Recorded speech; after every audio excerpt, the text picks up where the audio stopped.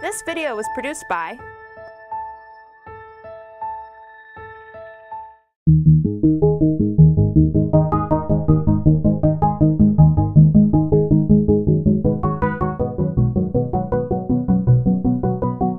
Good morning, everyone.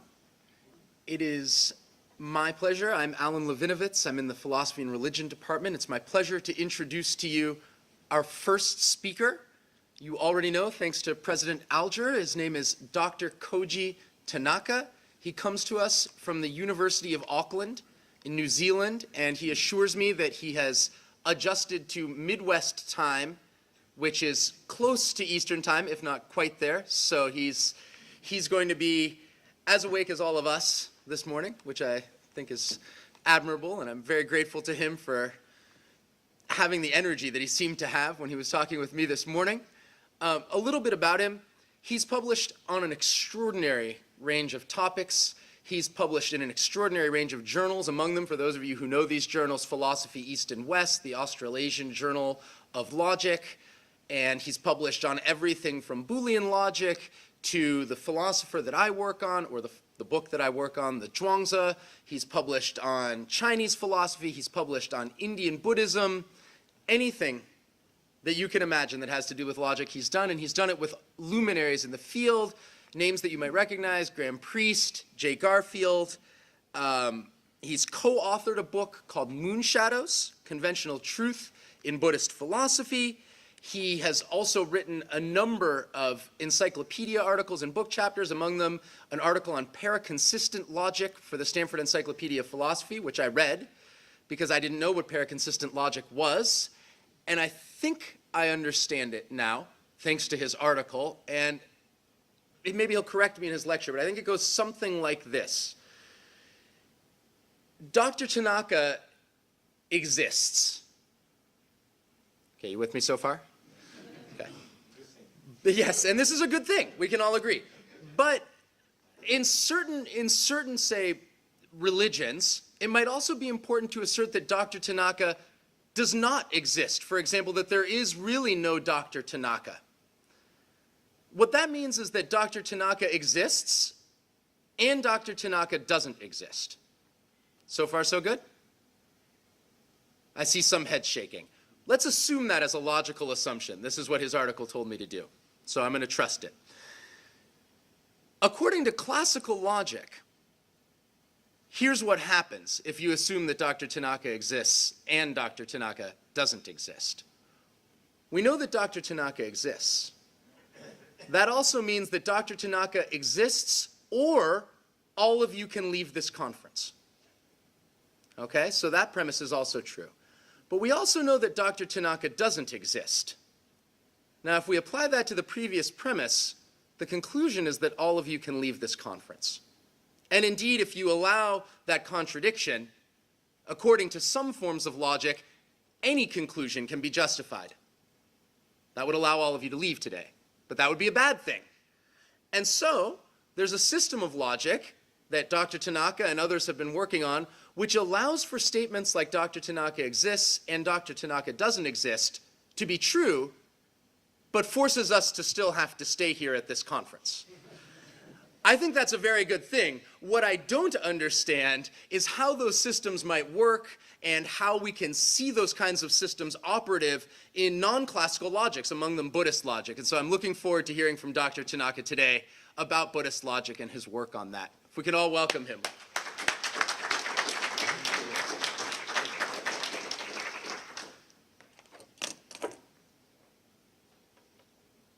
So I just have to power this one on. Does that work? Cool, all right. Okay.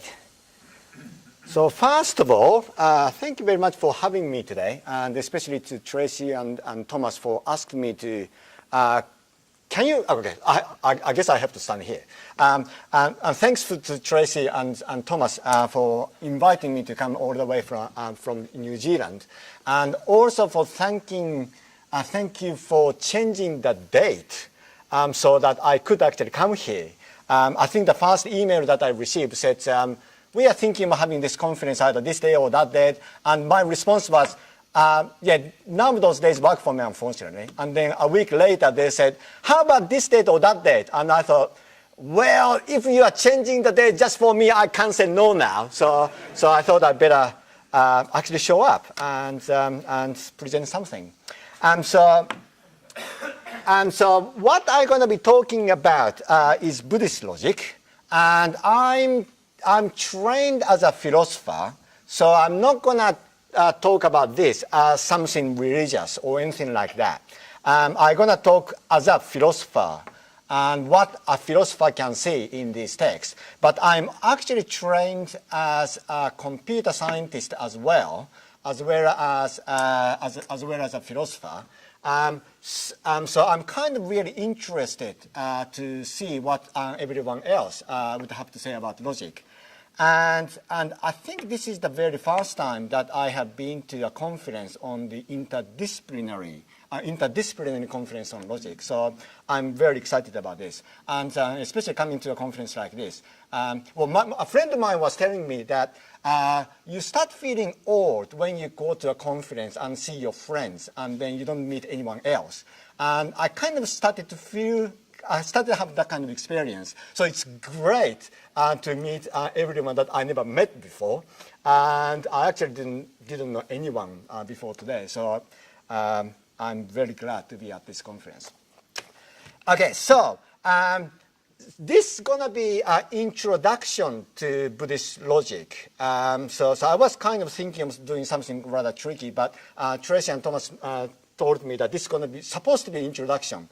So I'm going to be talking about the introduction, and hopefully my talk going to be less than 45 minutes, so that you're going to have more time for discussions. Okay, so I'm going to be separating into. Oh, sorry, I just realized. Hang on.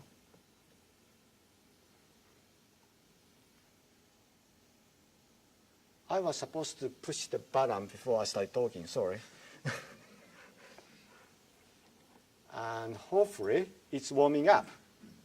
It is warming up, yes. And I was supposed to be talking while this is happening, and I completely bugged up, sorry.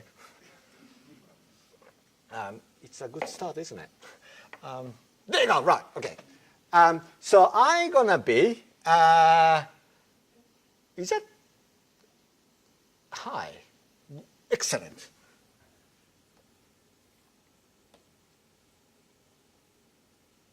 Can you see this? You can, all right. I'm the only one who can't really see properly then. All right. Okay, so I'm gonna have 3 sections to my talk.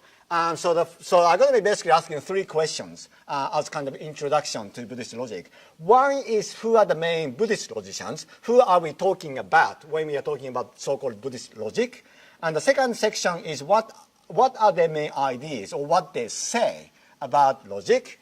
So the second section isn't really me talking. I mean, it is me who's talking, of course. But it's kind of describing their thought that we can find in the text. And then the third one is basically all me. So that's where I go beyond the text and try to work out what I think they are trying to get at and what benefits we can get from this text. And that's kind of all me trying to understand the implications of following through their thought. So the first question, who are the main Buddhist logicians? Well, there are usually 2 Buddhist logicians people usually talk about. And the first one is Dignaga, and the second one is Dharmakirti. And it was basically Dignaga who basically started talking about logic within the Buddhist tradition. So Buddhist tradition, or Buddhist philosophical tradition, started almost straight after the historical, the Buddha. And that was about the time of the Greeks. So it was about 500 before the time of Christ. And ever since, people were kind of debating about whatever the Buddha said about anything. And it was around the time of Dignaga that people started to pay attention to reasoning and try to understand what we are supposed to be doing when we reason, or when we debate. How can we decide who wins the debate? and what are the elements that has to be involved in that.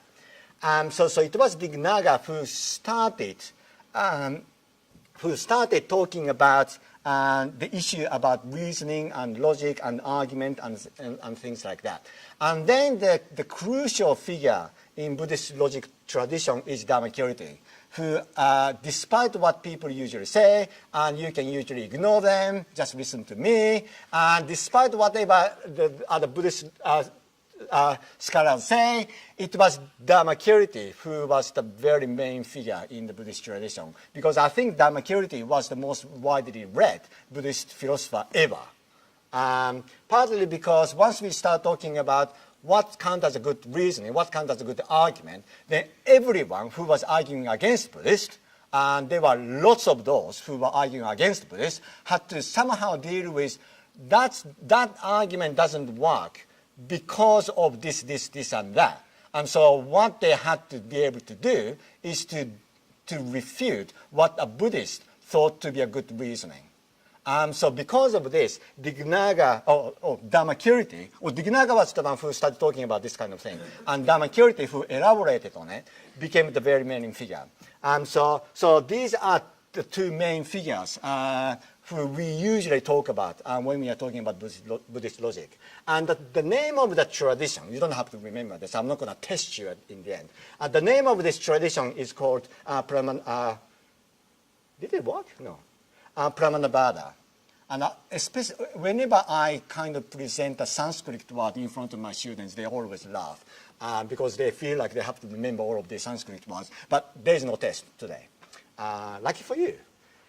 Okay, so that's the most. They are the people that I'm going to be talking about mainly.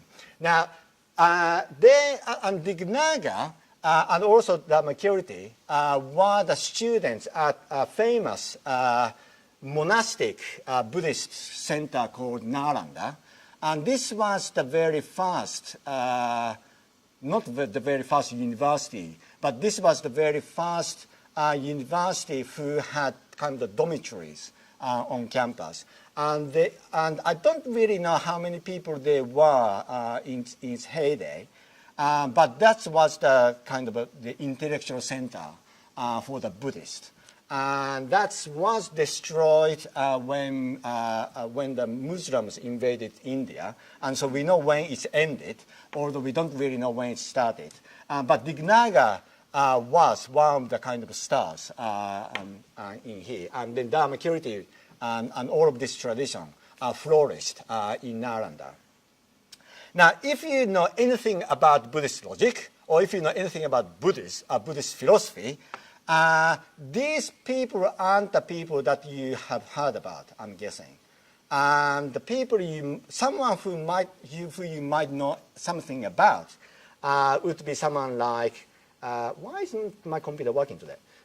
Thank you. Nagarjuna, and who never lived for 100 years, by the way.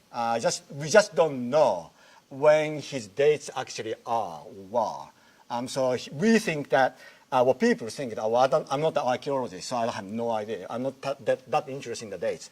But someone who lived around that time. And whenever I start talking about Buddhist logic, people usually think of me to be talking about Nagarjuna.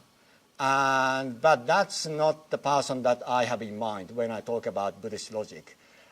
So usually people associate Buddhist logic with Madhyamaka school, and the school that Nagarjuna started. Now, I'm going to say a little bit about Madhyamaka and Nagarjuna when I talk about the implications of all of this in the end. But when I'm talking about Buddhist logicians, I don't really mean Nagarjuna. I don't think he was a logician at all, despite what some of my close friends think that Nagarjuna was the main Buddhist logician. I think they don't know what they're talking about.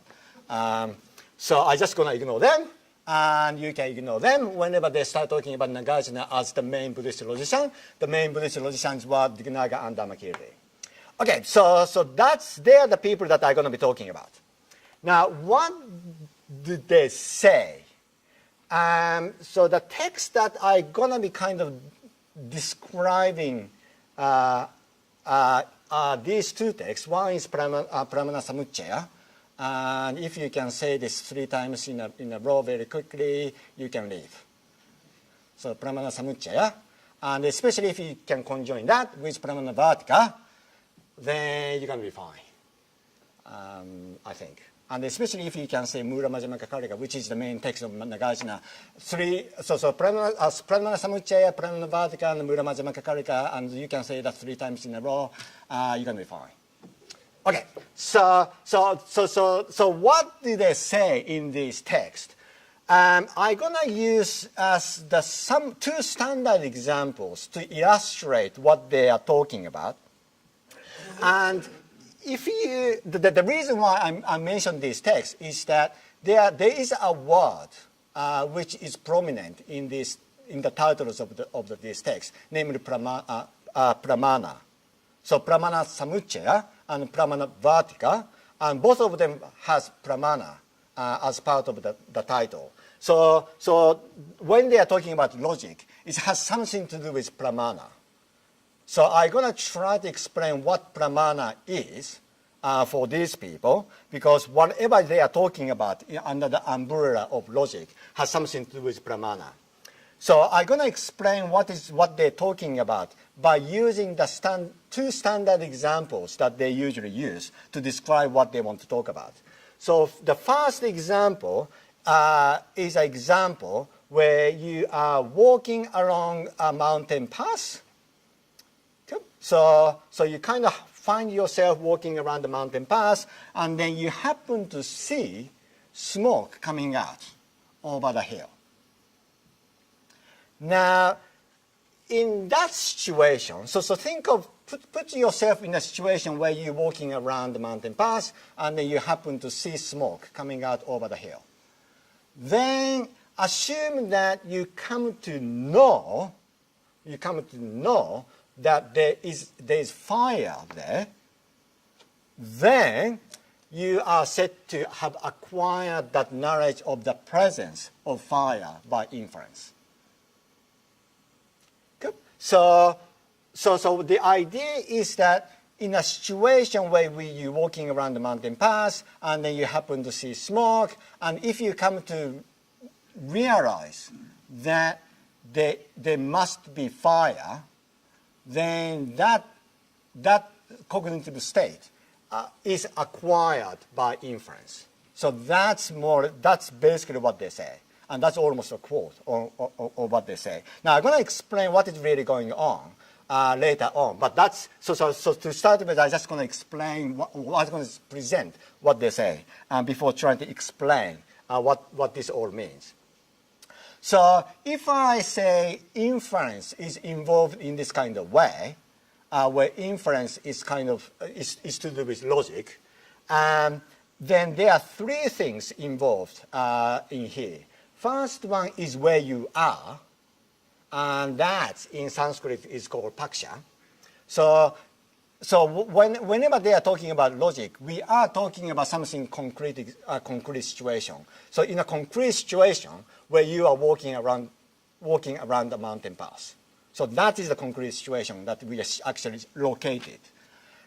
And in that location, there is something you see which you are using as a reason for the knowledge that you are supposed to be acquiring. So the first element involved in this situation is where you are at. And then the next element involved is the reason in terms of which you are said to have acquired knowledge. So the reason is called hetu, and what you have acquired as a result of all of this is called shaja. And somehow, when these 3 elements are come together, and when we can say that the presence of fire is knowledge, or we know that there is fire, then we can said to have inferred the conclusion. And the inference is called anumana. And when all of this comes together, and when that relation between the reason, namely in this case smoke, and the fire, which is, if you like, think of that as a conclusion, come together, and the relationship between the reason and the conclusion is inferential, then the presence, the cognitive state that you grasp, the presence of fire, is said to be knowledge. It is a knowledge state that your cognition is in. Now, this involves not just inference, but also perception. You have to see smoke in order to be able to activate your inferential cognition. So, pramana means the means of valid cognition. So it is the means to acquire knowledge. And inference, together with perception working in unison, are said to be pramana, meaning they are the ways to acquire knowledge. So we are acquiring knowledge of the presence of fire in that particular situation. And you need two things in order to acquire, in order to come to know that there is fire there. Namely, you have to be able to see smoke, but you have to be able to infer the presence of fire from the presence of smoke. So that's one standard example. And without trying to explain what exactly is going on, I'm gonna explain another example, and then I'm gonna try to start explaining what this all means. And so that's one standard example. And another standard example that they usually use is that assume that you happen to stumble across your friend's backyard, and you happen to see this thing, which is the standard example that these Buddhist, Indian Buddhists use is shimpasha, which apparently is some kind of rosewood. Although my friend corrected me the other day, it's actually Indian rosewood rather than rosewood. And I'm not quite sure what exactly the difference was. And I actually don't really know what shimpasha actually looks like. But it apparently looks like this, according to Google. And if that's wrong, then you can blame Google. So it's kind of, it's something like Indian rosewood. And when you see this, what you come to know is that there's a tree there. So you see shimpasha, and then what you come to know is that in that particular very concrete situation, what there is right in front of you is a tree. So again, what is really going on is that you see shimpasha, so you're activating the perception part of it, what is kind of given to you, but on top of that, what is going on is that you are activating a different part of your brain, namely the inferential part of your brain, and then come to know that there is a tree there. So what you are saying is shimpasha, but what you come to know is that is the presence of a tree. So these are two examples where we come to have the knowledge of something. And insofar as it is inference and perception which are involved in acquiring knowledge of this kind, perception and inference are said to be two means of valid cognition. So when we come to know something, then the Buddhists think that it has to have two elements, namely perception and inference. Okay, so now let's try to work out what is really going on in these examples. And in particular, I'm not interested in perception for this talk. I'm just interested in the inference part, or what this inferential relation really is. And they usually have three characteristics of what this inferential relation is. So you have a reason which requires your perception. Then somehow another cognitive state is generated. And that relationship is characterized to be logical. And in order to say that in order to characterize this logical relation, they present three characteristics. And I'm going to explain what those are. But before doing that, whatever those three characteristics are, if you look at these two standard examples, there are two kinds of relations which are subsumed under a logical relation. So one is one kind of relation which is subsumed under a logical relation is a causation. So it is fire which is causing smoke, and as a result of that, you are allowed to infer the presence of fire based on the presence of smoke. So what that means is that you can infer the cause once you know the effect, although the other way around you cannot infer. So this is the big thing about Dharmakirti, that you cannot infer the effect from a cause, but what you can infer is that you can infer the cause from the effect. So the causal relation and the logical relation go the other way. And that's the big thing about Dharmakirti. So what this relies on is that somehow we are warranted to know the cause if we know the effect, but not the other way around. And inferencing relation, in the way that they understand it, subsumes the causal relation, although you have to understand causal relation in a kind of opposite way. And another thing that a logical relation subsumes is the relation of identity. So Shinpasha is a tree. So insofar as that, you can infer what is identical with stuff that you perceive. So a logical relation, which Dignaga and Dharmakirti shall characterize in terms of three characteristics, subsumes these two kinds of relations. And how are we supposed to provide three characteristics of a logical relation which subsumes these two kinds of relations? Well, what they do is that they say, so long as these three characteristics hold, we can then say that that is a logical relation.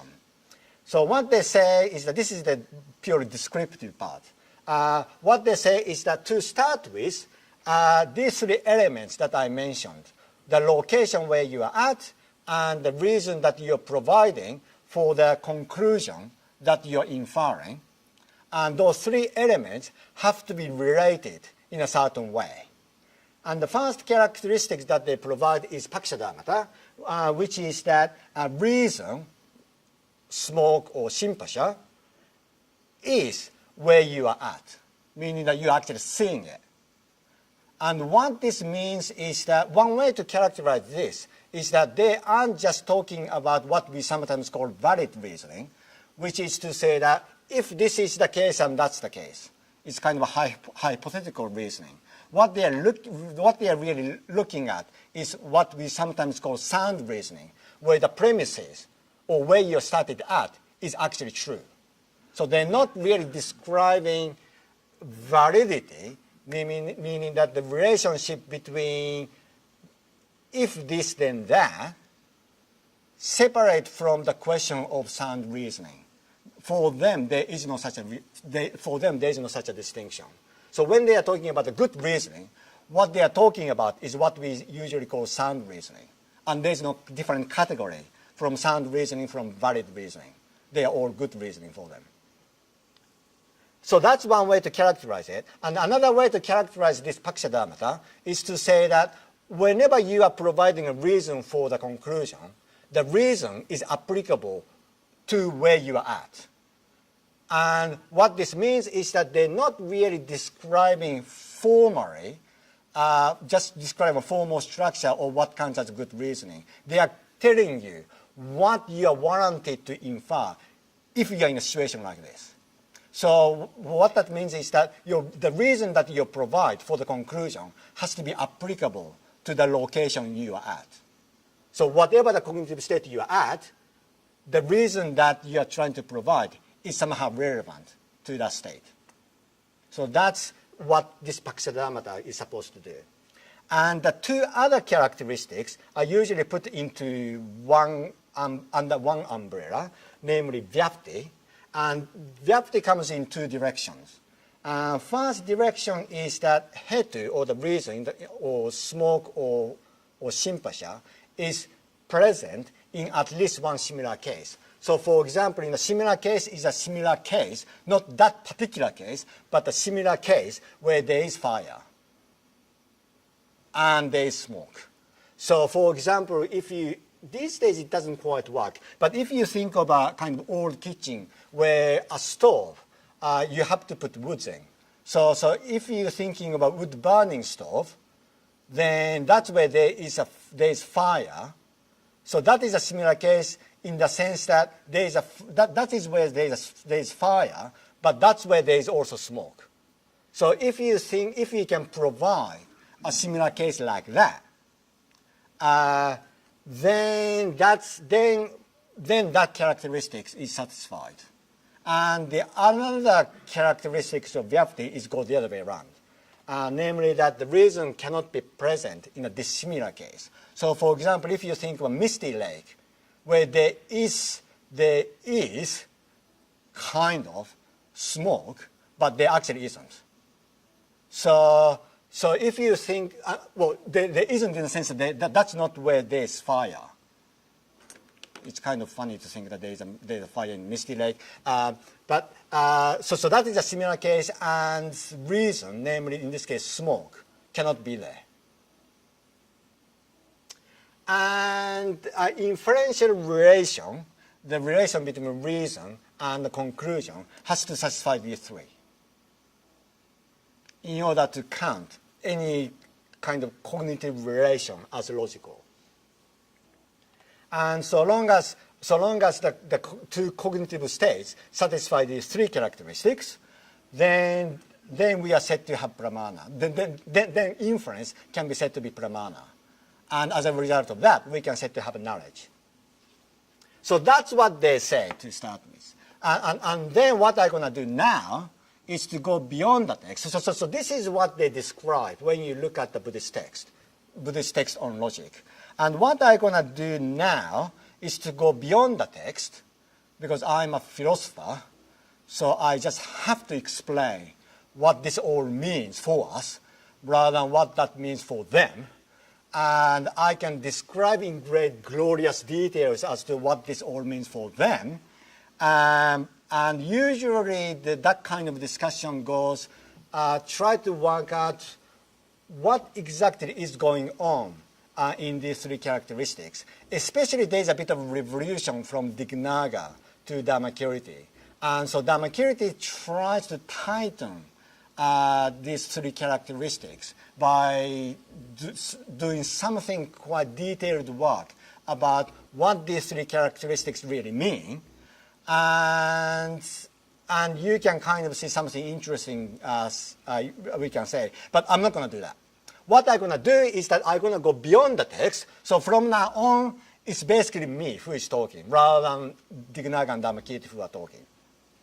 And I don't know, and my friends usually think that this is the most boring bit, but I think this is the most exciting bit.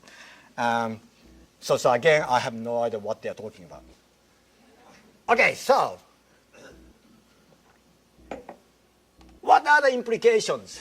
So basically there are three characteristics which we can summarize into two, namely Pakshadharmata and Vyapti.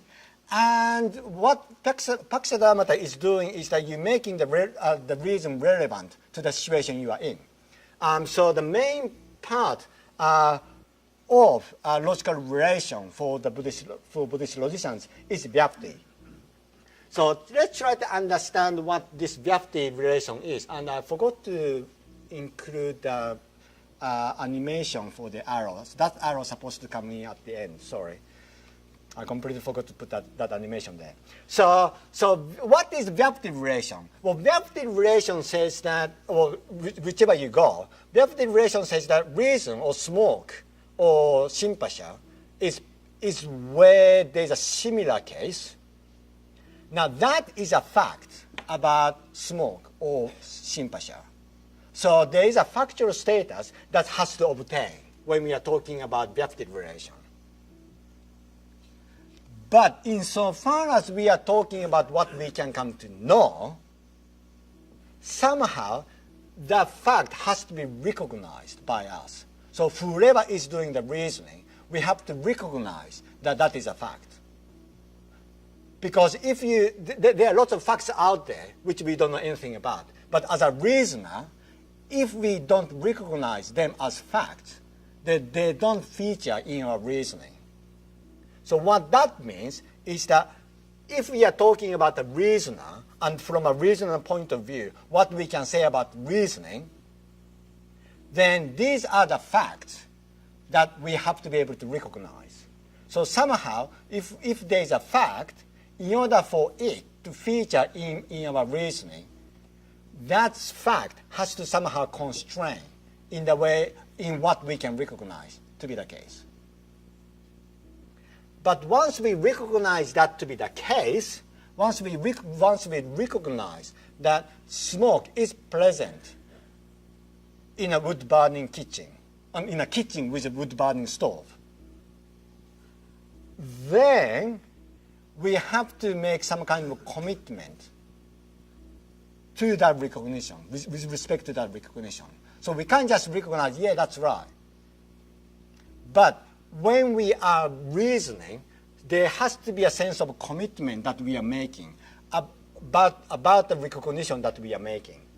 And once we make that recognition, or once we make that commitment, then we can say to have knowledge. And the way in which they like to talk about the criterion of knowledge is that unless we make some kind of commitment, we not that recognition that something is the case doesn't really do anything for us. In order for us to have knowledge, that has to come through in the way we act. So if you like, for all of those philosophers out there, they are basically a pragmatist in the sense that whatever we can say to have knowledge, we can say to have knowledge insofar as somehow we are acting based on it. And otherwise, we cannot say to have knowledge. So for example, if we are looking at, if we come to know fire, unless we can act on it, we're not said to have knowledge of the presence of fire. Because whatever we are having, whatever the knowledge we can claim, that is something that has to come through in our action. But once we have knowledge of fire, then that somehow feed in to what facts we can recognize. So that's why there got to be that loop going back, and that has to happen at the end. I didn't realize that I forgot to put the animation there. So for example, if you come to know that there is fire, then you might start seeing some houses up there which are threatened by the fire. But unless you come to know that there is fire, you may not actually even see those, you may not actually see the houses. So you just look at so what all you see is smoke, and then you come to know that there is fire, but that knowledge feeds into what we can see, and now what we can see might be the houses which are threatened by the fire. But before that time, before you infer that there is fire, you may not even see those houses. And I'm sure you have had this kind of experience all the time. You kind of start thinking, oh, that must be this. Wait a minute, there are houses over there. And we have to do something about this. So the knowledge that we acquire do feed into what we see. But once we recognize more facts, then that leads into more knowledge. And so all of this somehow feeds into each other.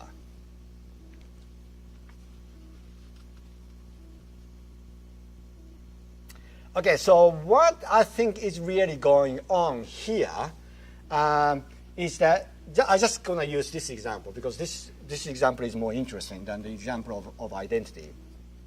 So what is going on, I think, is that when there is a fact about the inferential relation, then let's say there is a fact about that relation between that particular smoke and that particular fire. Then what we will have to do as a reasoner is to make a commitment to that fact. And there is a kind of normative relation between that fact, factual status of this Vyakti relation, and the commitment that we make.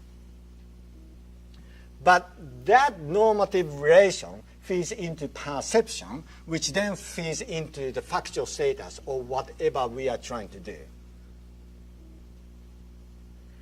And so inference and perception feeds into each other. And in this way, perception and inference are said to be means of valid cognition.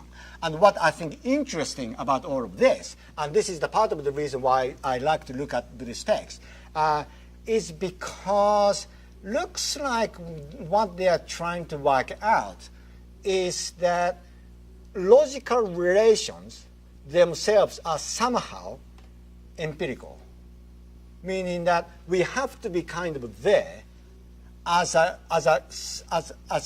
agent who have all kinds of experiences, who can observe all kinds of things. And as a result of this, we form logical relations. So logical relations aren't really there to constrain our reasoning. Logical relations themselves are formed as we practice our reasoning. And what I'm going to do is that I'm going to try to work out what that means to say that logic is empirical. And in order to do this, I'm just going to go back to Nagarjuna and just to try to explain what is the implication of thinking that logic is empirical. And Nagarjuna is famous for his use of Kasuskoti, and which literally means tetralemma. Or no, actually, that's a lie. Literally, that means four corners, which basically means tetralemma. And he's famous for putting up four logical possibilities. One is to say that this, not this, this and not that, neither.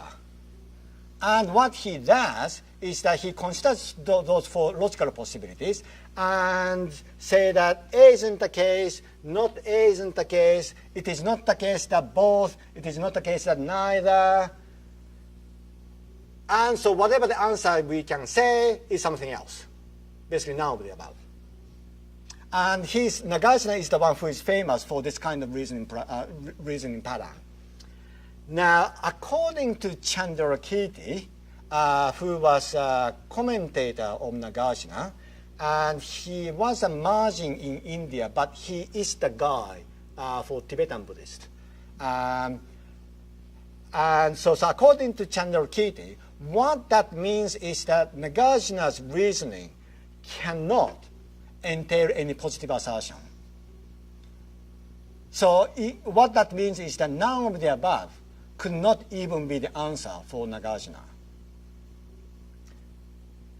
And the only kind of pattern of reasoning that we can invoke is prasanga, or something like reductio. So reductio reasoning goes something like this. I assume that A, but A entails absurdity, therefore A could not be the case.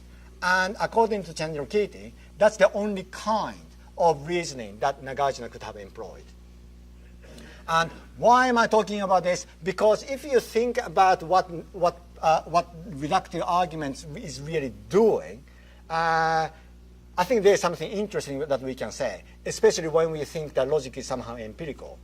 So if we think of reductio reasoning, how reductive reasoning actually works. So you say A, but A entails absurdity, therefore A couldn't be the case. And what that reasoning pattern entails is something like a rejection of Achilles and the tortoise, which was described by Lewis Carroll, who was the author of Alice in Wonderland, but he also wrote a very short article on the nature of logical inference, which I think is only 4 pages. And everyone I talk to about this paper has a different story as to what is going on. So I'm going to tell you a different story as to what is going on. And you can say, that's not what is going on. And I can say, yeah, I know that a priori because everyone has a different story about this story. So I'm going to tell you one story. And this was the paper which was written for about 100 years ago. And then everyone keeps debating about what that's supposed to mean. And I think everyone understands it differently. So this is how I understand it. So the story goes something like this. Think about, so accept that these two, they got to be true. Things that are equal to the same are equal to each other. So if you have, for any 2 things, if they are the same, then they are the same. Do you see that? Good. B. 2 sides of this triangle are the things that are equal to the same. So assume that the triangle, you have the triangle, and this side and that side are the same. Then what entails is this. The 2 sides of this triangle are equal to each other. And famously, the tortoise refuses to infer the conclusion. And what I think that this is just my spin on what is going on. What I think the tortoise is basically saying is that yes, I can see that Z follows from A and B. There is no question that I cannot. It's not that I'm rejecting that Z follows from A and B. And the tortoise actually does say that, yeah, I can see that. And that's why Achilles then goes on to try to convince him to infer the conclusion. But the fact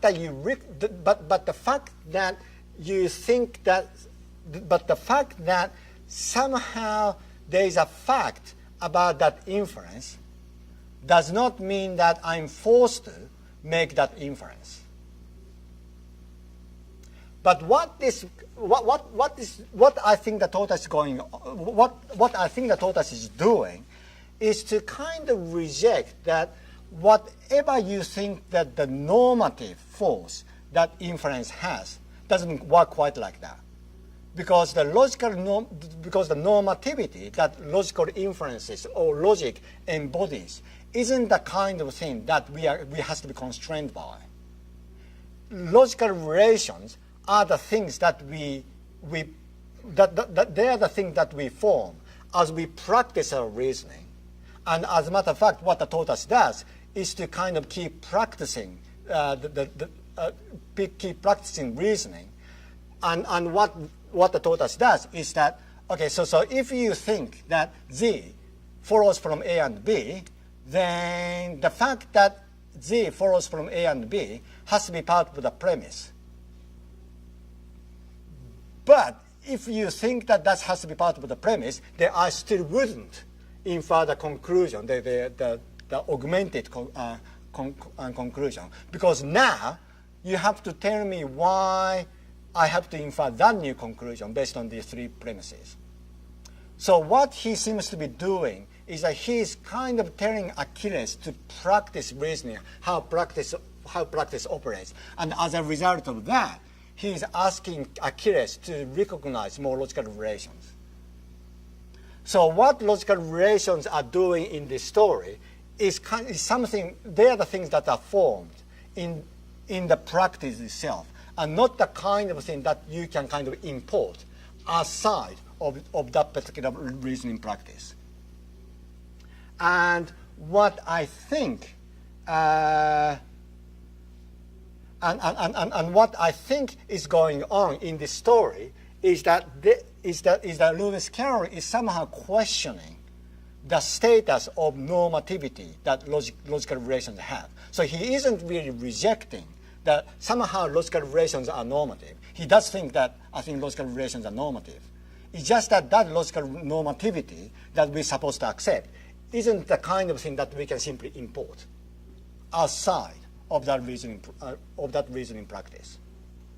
So what I think we have to be able to say, if we follow the Buddhist logician along the empiricist line, is somehow to assume that logical relations themselves are formed within the reasoning practice, meaning that logic is an empirical matter, or sometimes called a posteriori matter. What this means is that is completely against the venerable tradition of logic, where we tend to think that logic is an a priori matter. As a matter of fact, we do think, or philosophers tend to think, that if there is anything a priori, that's got to be logic.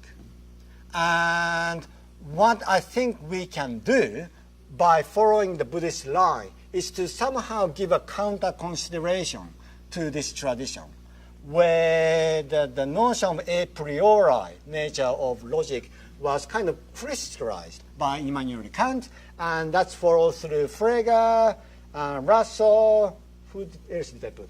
Tarski, but also I guess you can see something of this kind in Aristotle, who started the whole logical movement. And of course, there have been some empiricist view popping up from time to time in the Western tradition. But what I think interesting about Buddhist logic, thinking through Buddhist logic, is the fact that it gives you a quite different perspective on how we can understand logic. Now, whether or not they are right about empirical nature of logic, now that is another matter, of course. But what I think is interesting about going through these Buddhist logical texts is that it gives you a different perspective on how to understand the nature of logic itself. And it gives you a kind of counter consideration to the way that we tend to understand logic, where we think that logic is a priori and logical structure is a priori structure that we just have to somehow import from something else in order for, and then we somehow have to shape our reasoning practice. But if we follow through Buddhist logicians, then that gives you a different perspective on how we can acquire logical capacity and how we can acquire logical relations and how we can even form logical relations without always referring back to the authority. That's the end. Thank you.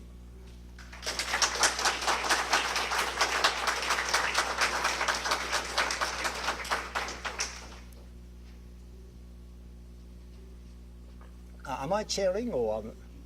Okay, all right. Yes. I'd like to ask a question of clarification myself. Probably quite heavy. That's okay. I'll set up a scenario that may have some embedded in it, and I'll apologize if that's a problem. I'm a Buddhist physician, and I know of a room where I have experienced heat associated with a fire. And I'm the same person who I know of a room where I've associated heat with chemical reaction between two substances that are in that room. And I know a room where I have associated heat with a gas oven which was open. And I'm going to call them all heat because I'm not sure that's the problem right there. And now it turns out they're all in the same room. And I'm outside that room and I feel heat coming from that room. Could you just characterize for us what you take as knowledge of what kind of differential process you would use? Okay. So I guess you are inferring heat from fire. Well, they're Is not that- fire. Only one is fire. The others are another kind of chemical reaction, or, and in some kind of oven where you're doing I see. So how can we infer heat from chemical reactions? in a location where, and I understand, I think that you're saying that the reasoning would be situated in a location, but what processing and everything you do if there's more than one causation in the same location? I see. Okay, right, yeah. So there are a few different. Okay. Okay. Let me get this right. So are there multiple causes for one effect? In that location, and then I understood that location was very important to have to be situated. Yes. Right, within the context, but in that context, you have multiple causations, so you can't say I'm sort of similar to where there's smoke, there's fire. You have Right, I see. Now it's where there's heat, there's something, and you have had previous experience in that room of Right. How does the causation inference then work? Okay, so what you've got is that there are multiple causes and then single effect. Okay, so this might be a case where you can't infer one cause from the effect. Is that the idea? Okay, right. So you may not be able to identify. I have no idea what they will say, but I'm just making things up. I'm afraid. I think what they can say is that you can't really identify which cause is the cause of this effect. And as a matter of fact, you can't do that if there are multiple causes. But what you can infer is that they are the causes. And that's, I think, what they can say. Now, of course, this kind of knowledge of science was a bit primitive. So I don't know whether they understood multiple causes and so on. But I think they can accommodate multiple causes. What they cannot do, and what I think we shouldn't be doing, is to identify that's the cause. And that's something they cannot do. And I think that's something we shouldn't be doing. But nonetheless, if these causes somehow are causing this one effect, then if we know the effect, then we can infer that these are the causes. Now that I think we can do. Yes? I was wondering if there might be a concern or objection that relates to the highly empirical character of this theory of cognition. Because it's based in perception, it seems as though it wouldn't allow for knowledge of such things as numbers, or God, or logical rules themselves. Perhaps there's a similar difficulty is that faced by the logical positivists as a verification of principle. Right. And I'm wondering if they were aware of this, or wondering if some of their more fundamental Buddhist principles, values, more noble truth, capable path. It doesn't seem as though these sorts of things could be Right. grounded in that form of cognition. Right. Okay. So I guess Dharmakirti did talk about God, but someone that I kind of have in mind is Ratnakirti, who does use Dharmakirti's theory of inference as part of an argument against the existence of God. So Hindus or other Indians do believe in the existence of God, whatever the notion of God is, and they use this theory to argue against the existence of God. So I don't know whether I don't think Dignaga had any consideration of this kind, but Dharmakirti was trying to address that. But it was kind of a latter thinker, Ratnakirti, who did explicitly employ this in kind of inferential consideration to argue against the existence of God, because for the Buddhists don't believe in God, and they have to somehow provide a reason for this, and the reason what can basically tantamount to is that whatever the attributes, whatever the characteristics that the Hindus attribute to God are the kind of thing that we just cannot perceive. And as a result of that, we cannot infer the existence of God. Or something, I mean, this is a kind of oversimplification, but the arguments go something like that. Now, about numbers, I have no idea what they thought about numbers, I have to say. And one interesting thing about the kind of comparative aspect of the different logical traditions is the fact that in the Western tradition these days, logic is tied with mathematics. That's never happened in India. So mathematics developed in India, and some of the Buddhists were kind of interested in that, but their consideration of mathematics was totally independent of their considerations of inference.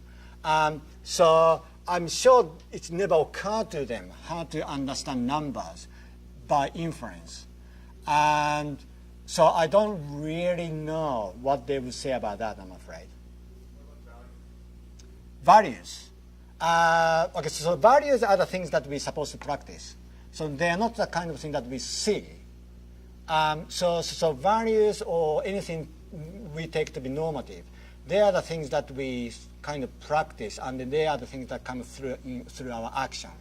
And so in some sense, they were, I guess, non-cognitivist about values or norms or anything of that kind. So it's not really that they are trying to see the facts about values, but these are the values, whatever the values that we can talk about, they are the things that we just practice, basically, rather than the things that we see. And that requires what we can see, but what we can infer in order to practice values. Oh, yes? Can you clarify for me the meaning of commitment? One of the examples you mentioned that there may be a relationship between smoke and fire. You said, once I made a commitment, I have to infer that. Is commitment an acceptance of a fact? Right, I see. But I may not take it as true. I see, right, okay. So okay, I didn't try to define the word commitment terribly well, but what I was trying to get at is that somehow there are facts that kind of come to us. I don't know how to talk without using metaphorical description, but facts are the things that kind of come to us. But we have to somehow meet this fact in order to be able to act on it. So if we were, so if there are lots of facts, and then there might be some kind of facts that kind of just coming at us, but we just cannot be a robot, or we cannot be a zombie in order for us to be agents in this world. There has to be something which we are giving and responding to these facts. And I was using the term commitment as a way of capturing this, the fact that we have to somehow meet whatever is coming at us.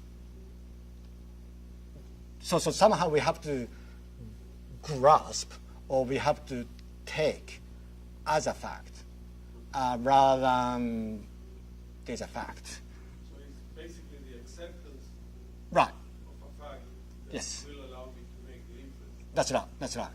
Yes. Yes.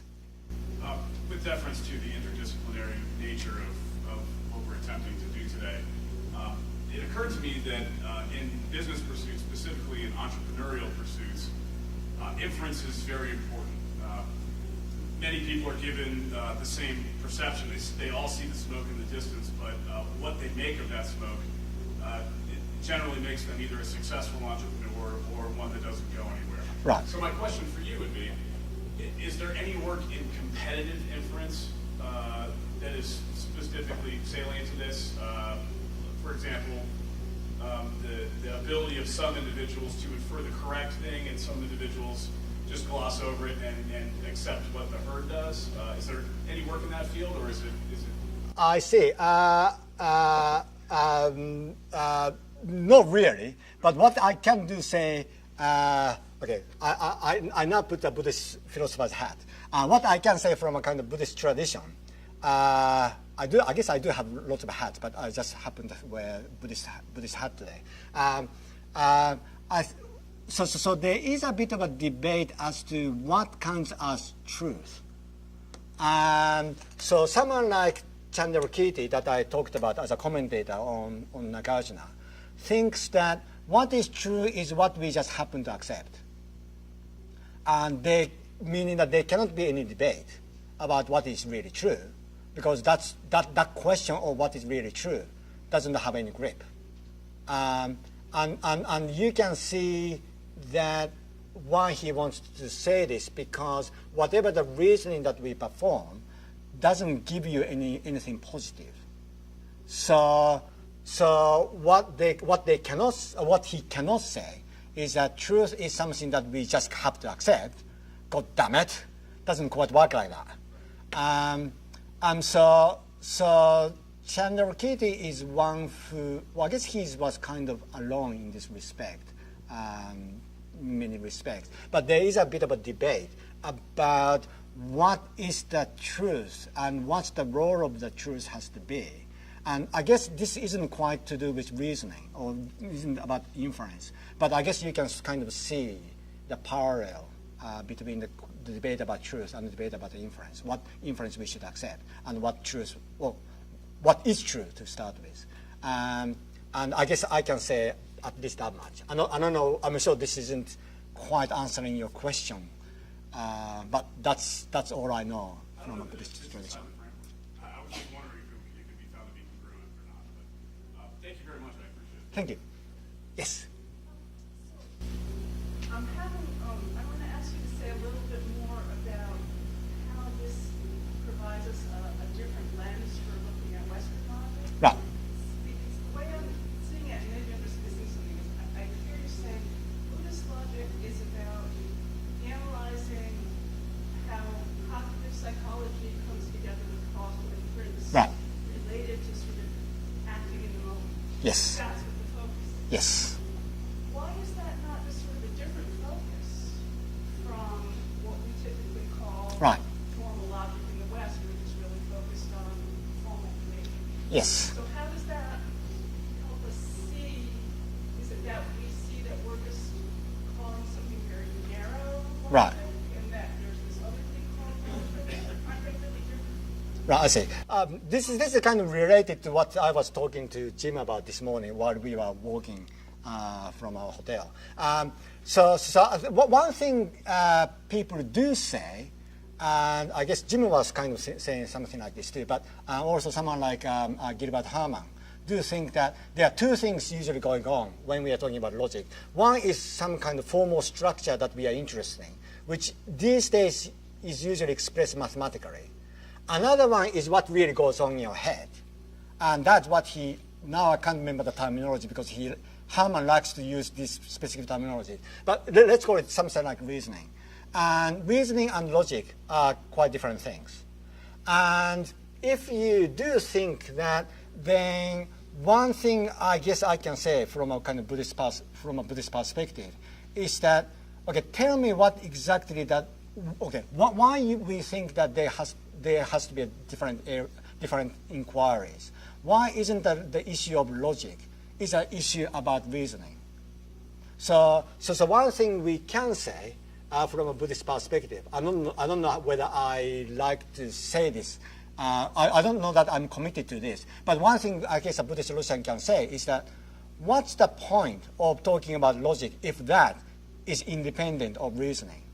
And as a matter of fact, the reason why I started looking at these Buddhist texts is because I was confronted by a Buddhist monk who told me that, well, logic, what we are interested in logic is just to try to work out these kind of structures, these abstract structures. And then the question I was asked was, what's the point of that? And I just couldn't answer that question. So one thing a Buddhist can say is that if that's what logic is, what's the point of it? If somehow logic is disconnected from reasoning, then that study looks like a waste of time. I don't think they said logic is disconnected from reasoning. I think they said that the reasoning that Luke's logic studies is causal reasoning in a Right. concrete context. Right. And that is reasoning. Right. But there's other reasoning too. Right. So is that a fair way to say it? I see. Okay, yeah. So all of those, I think, are based on certain distinctions which kind of follow from the way that we usually understand. And one is the distinction between something like, okay, this looks like kind of inductive reasoning, and you might think that, but there got to be different kinds of reasoning, namely deductive reasoning. And one thing I can say when I put the Buddhist cap on is that distinction is artificial one. So the fact that they think that somehow reasoning subsumes somehow causal relation, but also identity relation. But identity relation is something much more deductive, what we think to be deductive. And the fact that for them a logical relation subsumes both kinds of relations mean that they're not making a distinction between deductive and inductive reasoning. And what I can do when I do put the Buddhist hat on is to reject that distinction to start with. So what I think these Buddhist texts provide us with is a perspective from which we can challenge the distinctions that we tend to make. So the distinction between what we might call logic and what we might call reasoning, and some people do make that distinction, and Buddhists can be seen to be challenging that distinction, but also the distinction between deductive and inductive reasoning. There couldn't be any interesting distinction to be made. So I guess this is a kind of, I think these texts do provide us with a number of counter considerations to what we assume to be the case. Yes? I'm just to get a sense of, what you think of, it's like, the limits of, of the framework of Buddhist logic. I suppose, if I had a coin in my, I don't have any coin. But anyway, if I had a coin in my pocket, if I tossed it, say, Yeah. 100 times, right? Yes. The coin is a fair coin in the sense of it's balanced, and it's just a random quarter that I've chosen, my pocket. Yes. I suppose if I toss the coin 70 times, 100 times, and I get 70 heads and 30 tails. Right. At this point, would you be willing to say, I'm asking here about a Bayesian versus a frequentist approach, right? An a priori versus, an a posteriori Right. approach. Would you be willing to say that, if you were, a Beckett person, I don't know if that's allowed when you're wearing your Buddhist hat or not, but if you were to toss the coin one more time after the 100 tosses, would you say, well, look, I'm definitely going to bet on heads because Right. there were 70 heads, or would you say, I'm just going to ignore that information, I'm going to use it I see. the coin was random? Right, I see, yeah. I guess when I'm putting a Buddhist hat on, then I guess I would say that question isn't a logical question. Because what you are trying to work out is how we can come to know that that is the case. Now, so it's a question about what's the procedure we have to adopt in order to apply the knowledge status to this thing. It's not quite the way that they understand logical relation isn't quite mechanical like that. So even though logic inference is thought to be a means of acquiring knowledge, it doesn't quite describe a mechanism in terms of which we acquire knowledge. It just gives you the structure that has to be there if we can call this to be knowledge. If that makes sense. If I changed my toss and I got 100 heads and 0 tails, even though again it was some random coin, would that change the answer, or sort of Right, I see, yeah. process that you don't? Right. Yes, insofar as that looks like trying to infer an effect from the cause. And for them, that's not inferential relation. So inferential relation goes from effect to the cause, not from the cause to the effect. And looks like all of those kind of systematic questions of that kind, where we think of logic to be logic, I guess logic in terms of kind of Turing machine or something like that, where we think, where we understand logical considerations in terms of kind of decision procedure or something like that. That's not quite the way that they were understanding inference, even though inference is a means of acquiring knowledge. Because that sounds like somehow we can infer an effect from the cause. So if that's what the state is, then what we can infer in the next step. And somehow the conclusion is something which is generated, and that we are trying to understand this as the conclusion. But that is trying to think that what's the effect when all of this comes together, meaning that we're trying to infer the effect from the cause. And for someone, especially for someone like Dhammakirti, you can't infer that. You might be able to say that that is the effect of this cause. You may be able to say that. But what you cannot say is that you can infer that from this. Can I have someone else, someone new? Sorry. Yes. Well, so, all right, so it's possible, in other words, for your reasoning sound, hallucinate to have faults. I mean, I found you're walking around thinking of volcano, for example. So what? How does that work? So Well, okay, so you make the inference that there's fire based on observations from Right. experience of where there's fire. I see what you mean. Okay, right. Yes, right. I see. Yes, You right. know Yes, these other, yes, so your reasoning is still sound, right. even though in the end, It's fallible. That's right. That's right. So that's right. So this sound reasoning, or what they think to be sound reasoning, even though it is sound, it is sort of defeasible. So I think if you are empiricist, you would have to be able to say this. You have to be able to say that that is a sound reasoning. It's just that as more information you get, you might come to think that that actually is not right. So we have to think that all our sound reasonings are defeasible in principle. That's right. Yes. Oh, sorry. That'll be the last question for right now.